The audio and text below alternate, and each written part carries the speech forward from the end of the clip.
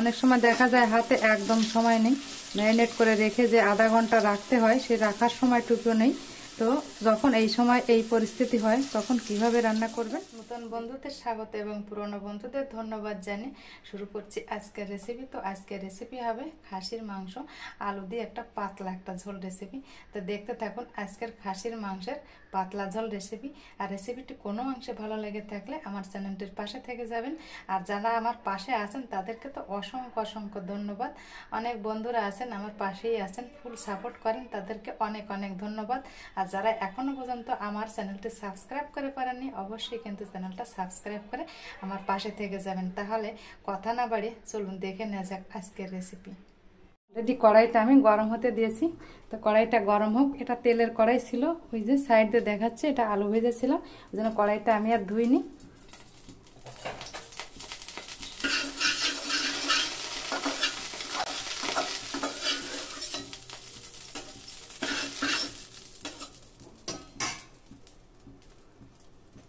তো কড়াইটাকে মোটামুটি ভালোভাবে গরম করে নিয়ে নেওয়া হয়েছে। এবার আমি দিয়ে দেব তেল।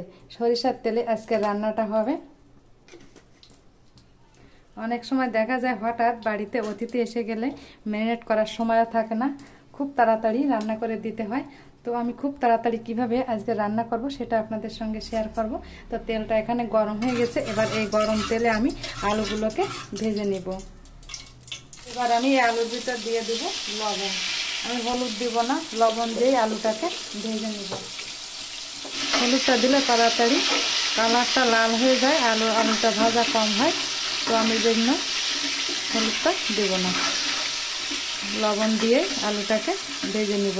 আলুটাকে ভাজার সময় অবশ্যই হাই হিটে ভাজতে হবে।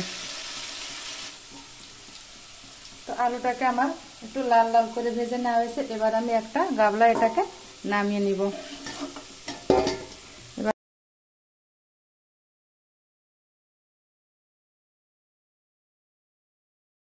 ভেজে নেওয়া হয়েছে, কালারটা কত সুন্দর হয়েছে। বন্ধুরা এখানে আমি গরম মশলার প্যাকেট নিয়েছি। তো প্যাকেটটা কেটে নিয়েছি দেখুন। এবার আমি এর ভিতর গোটা গরম মশলা দিয়ে দেবো, কিন্তু অবশ্যই ফাটিয়ে দিতে হবে। তো দিয়ে দিলাম গোটা গরম মশলা। আমি দিয়ে দিব পেঁয়াজ কুচি। পেঁয়াজ কুচিটা দিয়ে একটু নাড়াচাড়া দিতে হবে। পেঁয়াজটা ভাজা ভাজা হলে এবার এর ভিতরে আমি দিয়ে দিব পেঁয়াজ পেস্ট। পেঁয়াজ যে বাটা, যে পেঁয়াজের পেস্টটা করে নিয়েছিলাম, পেঁয়াজের পেস্টটা দিয়ে দেব। পেঁয়াজটা একটু হালকা ভাজা ভাজা হয়েছে। এবার আমি এর ভিতর দিয়ে দেব আদা রসুনের পেস্ট,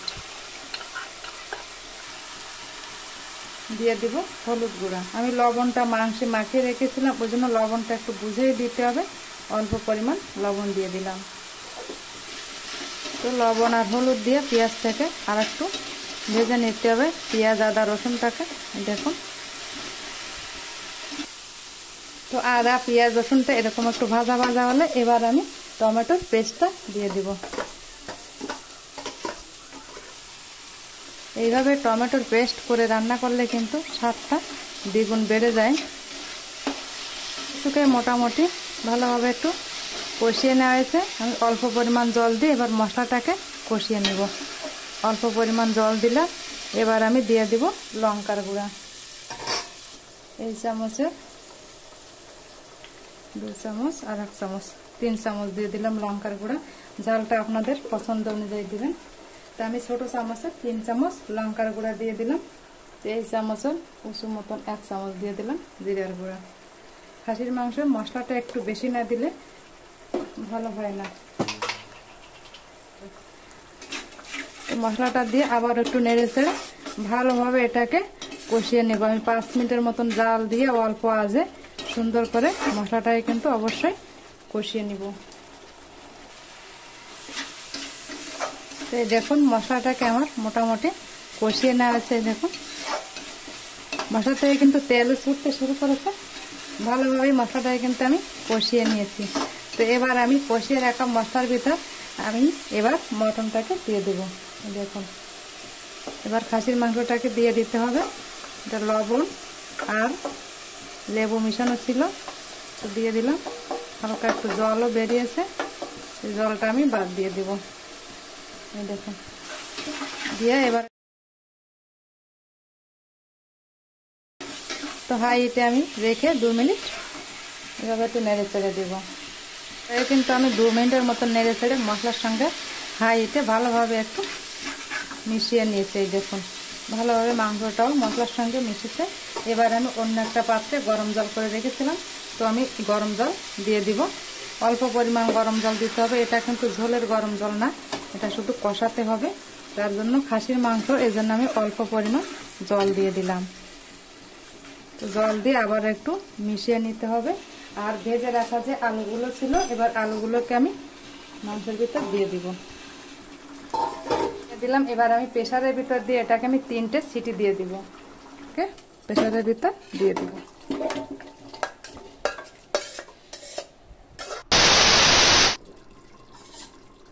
তো এদিকে আমি প্রেসারের মুখটাকে খুলে নিয়েছি। এই দেখুন মাংসগুলো খুব সুন্দরভাবে সেদ্ধও হয়েছে।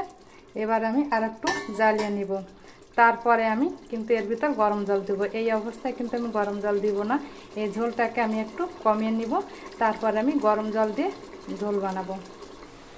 তো এটাকে শুধু এইভাবে ঢেকে রেখেছিলাম ঢাকনাটা দিয়ে। এই দেখুন এইভাবে ঢাকা দিয়ে আবার একটু কষিয়ে নিলাম মাংসটাকে। এই দেখুন এর ভিতরে জলটা কিন্তু একদম কমে গিয়েছে।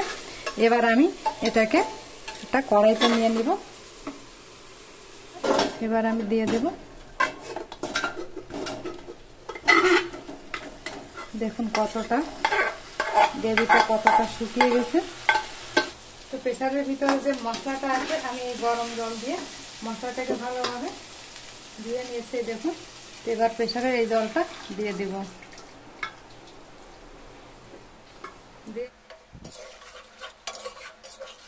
তো এবার আমি এটাকে ঢাকা দিয়ে দিব।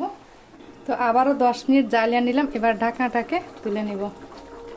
এবার আমি যে মশলা আলুটা রেখেছিলাম, তো মশলা আলুটা এবার আমি মাংসের ভিতর দিয়ে দেব। এভাবে মশলা আলু দিয়ে রান্না করলে দারুণ টেস্টি হয় কিন্তু খেতে বন্ধুরা।